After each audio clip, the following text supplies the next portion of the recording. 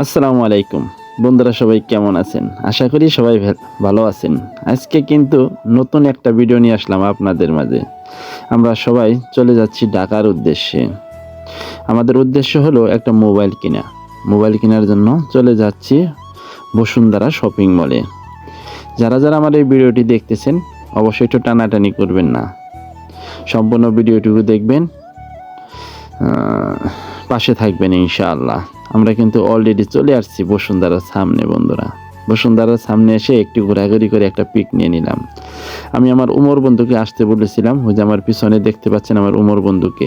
যাই হোক, অবশেষে আমাদের সময় হয়ে গেল। আমরা এখন বসুন্ধরার ভিতরে ঢুকতেছি। যাই হোক, লাইনে দাঁড়া হলাম, চেকিং শেষে অবশেষে ঢুকে পড়লাম। আপনারা সবাই জানেন লিফটে নিচে নামতে হয়, আন্ডারগ্রাউন্ডে মোবাইলের শোরুম। নিচে আমরা নেমে পড়লাম।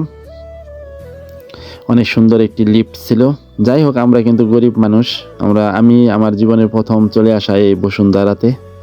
যাই হোক, এত কিছু বুঝি না এখানকার। আমার ভিডিওটি ধৈর্য সহকারে দেখতে থাকেন, অবশ্যই ভালো লাগবে। কেউ একটু টানাটানি করবেন না প্লিজ। আর যারা যারা ভিডিওটি দেখতেছেন অবশ্যই একটু লাইক করবেন, শেয়ার করে দিবেন।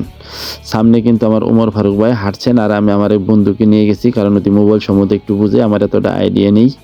আমার তুহিন খান বন্ধুকে নিয়ে গেছি, কারণ যদিও আমি এতটা ওই রকম না, আমরা গরিব ঘরের সন্তান তো এত বুঝি কম। যাই হোক, একটু ভাব নিলাম, একটু হাঁটাহাঁটি করলাম বসুন্ধরার ভিতরে।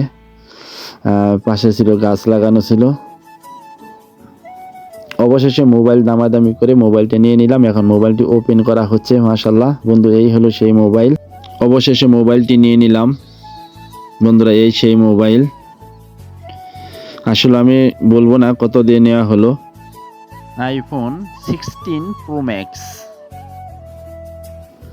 যাই হোক, পেমেন্ট করা সম্পন্ন হয়ে গেছে ইনশাল্লাহ।